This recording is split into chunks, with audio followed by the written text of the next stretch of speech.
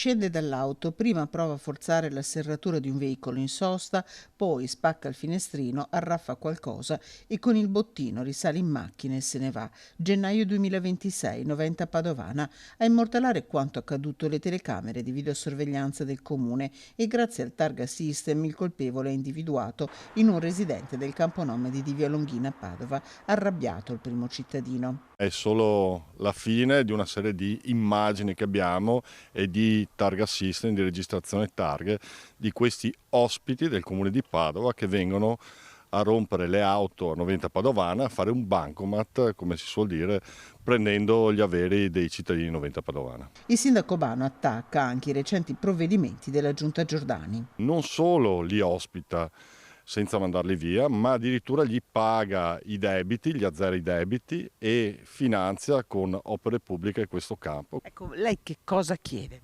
Che venga sgomberato immediatamente il campo Rom di Via Longhina. Non si fa attendere la risposta di Sergio Giordani. Nel campo nomadi di Via Longhina abitano 75 persone, di cui 40 sono minori.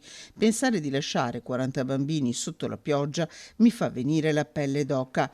Ho una sensibilità su questi temi che forse al sindaco Bano manca. Io non cambio strada.